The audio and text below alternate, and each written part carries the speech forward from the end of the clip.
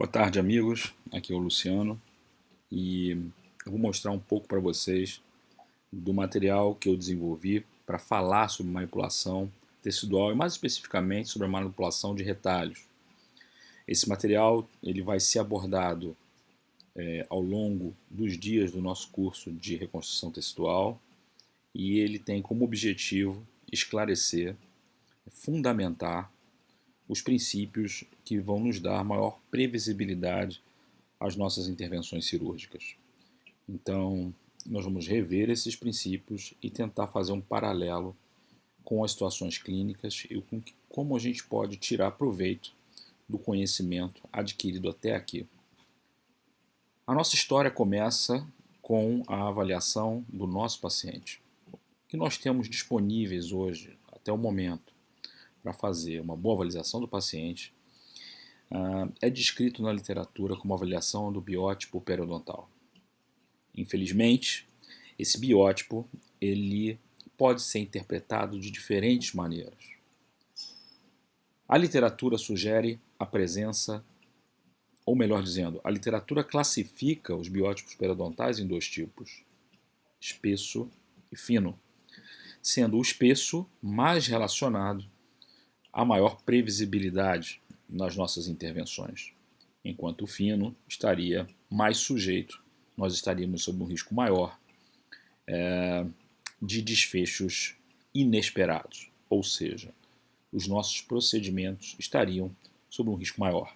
É claro que quando a gente tem um pouco mais de cuidado ao avaliar os nossos pacientes, nós vamos interpretar variações dessa classificação que é mundialmente aceita. Vou observar muitas vezes um biótipo periodontal espesso, mas em algumas situações ele não está bem distribuído na boca toda. Em outras situações eu vou ter uma prevalência de um biótipo espesso, mas em uma zona qualquer que provavelmente já foi manipulada, eu possa ter um biótipo fino. Eu posso ter faixas diferentes de tecido queratinizado, eu posso ter qualidades diferentes, eu posso ter tecidos de cicatrização em meio a todo esse periodonto que eu estou visualizando. Então, classificar os nossos pacientes de forma dicotômica, ou seja, em espesso ou fino, ele, no meu ponto de vista, é uma abordagem ingênua, né, insuficiente. E é claro que isso vai impactar nas nossas escolhas terapêuticas, já que a qualidade do nosso tecido vai estar diretamente relacionada à técnica que eu vou escolher para fazer a minha reconstrução e vai estar, obviamente, relacionada ao desfecho, né, ao que resultados eu posso esperar daquela técnica que eu estou oferecendo ao meu paciente. Então, rapidamente, essa literatura que classifica entre espesso e fino, embora nós achamos que seja insuficiente para a minha escolha terapêutica, uma boa parte das nossas avaliações passa por ela. Então, vamos lá. Papilas curtas, estreitas, achatadas, quadrangulares, com uma gengiva bastante espessa e forte, normalmente estão relacionadas a periodontos mais fortes, enquanto papilas mais alongadas, triangulares, com um aspecto de maior fragilidade, que você consegue ver com mais facilidade por transparência, né, os tecidos que estão ali por baixo daquela papila, ou ainda a sua vascularização, melhor dizendo. Esse tecido que tem essa característica, ele está mais relacionado a um periodonto fino e que vai te oferecer piores prognósticos. Então, de uma maneira geral, é dessa forma como nós estamos hoje. Tá? Então, é claro que existem algumas publicações demonstrando como nós podemos fazer para identificar melhor esses periodontos. Talvez a publicação, uma das mais aceitas, seja a que fala sobre transparência da sonda. Né? Então, ao colocar uma sonda periodontal e ela transparecer, né, eu conseguir observá-la através do tecido, eu provavelmente estou diante de um periodonto fino, né, enquanto que se eu colocar essa mesma sonda e não observá-la por transparência, eu estou diante de um periodonto espesso.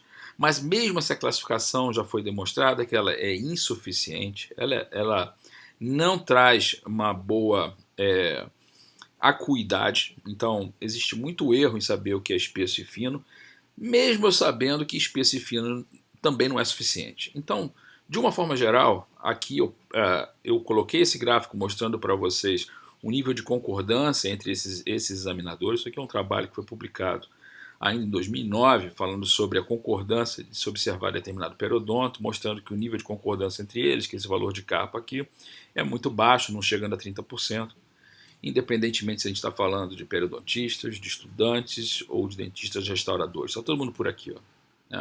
Então isso quer dizer o seguinte: a avaliação do biótipo periodontal ela é complicada e é justamente nesse ponto que talvez esteja a maior fragilidade das nossas escolhas. Então as técnicas cirúrgicas, de maneira geral, elas vão passar pela análise cuidadosa do meu paciente, seja esse paciente, sejam as limitações sistêmicas desse paciente, como ele é como indivíduo, como obviamente também as características locais, a qualidade dos seus tecidos, ao que ele está nos oferecendo como material para que a gente possa fazer a nossa intervenção. Eu posso propor uma determinada técnica reconstrutiva num paciente com biótipo excelente e ter, obviamente, maiores chances de sucesso do que propor a mesma técnica com os mesmos materiais, exatamente a mesma intervenção, num paciente com periodonto mais frágil, e eu fatalmente terei resultados piores. Então a questão não está diretamente relacionada à técnica em si, a se determinada técnica é boa ou não, mas a você diminuir as chances de insucesso através de uma melhor indicação terapêutica. E isso envolve necessariamente melhores escolhas, melhores diagnósticos e uma melhor compreensão da dinâmica tecidual como um todo. Uma forma já bem conhecida da gente poder alterar o fenótipo ou o biótipo periodontal ao nosso favor são os enxertos de tecido conjuntivo, ou mais ainda, os enxertos de tecido queratinizado. Nessas técnicas, a gente consegue realmente modificar a característica tecidual local, transformando-a positivamente, ou seja, levando mais resistência àquele tecido, levando maior qualidade vascular àquela região, melhorando a previsibilidade de longo prazo do nosso tratamento ou simplesmente melhorando a nossa cicatrização em curto prazo.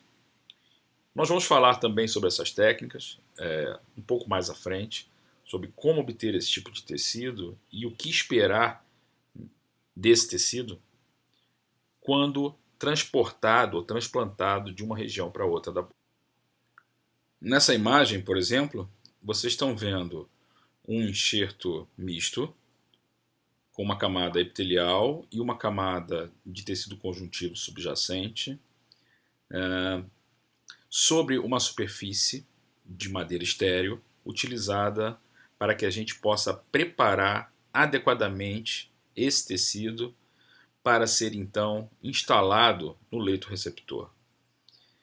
Nós vamos falar sobre isso no decorrer da apresentação, para que você saiba exatamente o que fazer nessa etapa e, a partir dela, para que os seus resultados venham da forma como realmente você espera. Vamos dar uma olhada nas técnicas de ganho vertical, principalmente em mandíbula. Talvez seja um dos maiores desafios da implantodontia contemporânea. Numa primeira análise, a gente já consegue perceber não somente a insuficiência de tecidos mineralizados, no sentido principalmente vertical, mas também horizontal, como também notamos com bastante facilidade a ausência de tecido queratinizado e a ausência de verticalidade na mandíbula. Ou seja, o osso alveolar já foi bastante comprometido e nós estamos nessas situações praticamente diante de apenas osso basal. Essa anatomia é um grande limitador para as técnicas que nós podemos indicar nessas situações. Notem que a trajetória do nervo alveolar inferior restringe bastante as nossas opções terapêuticas. Então, diante de um cenário como esse que eu apresento para vocês aqui, eu vou ter que saber lidar com a falta de tecido queratinizado, né? A grande ação muscular presente nessa região, já que, embora eu tenha uma mucosa alveolar revestindo tudo isso, eu tenho que lembrar que por baixo dessa mucosa alveolar eu tenho um tecido conjuntivo e fibras musculares também chegando. Uma boa parte dessas fibras musculares ela faz parte do meu retalho, né? Claro. Muitas vão se inserir no periósteo que está aqui embaixo e vão aderir no osso subjacente, e outras fibras prolongam e nos dão o fechamento aqui da nossa ferida cirúrgica.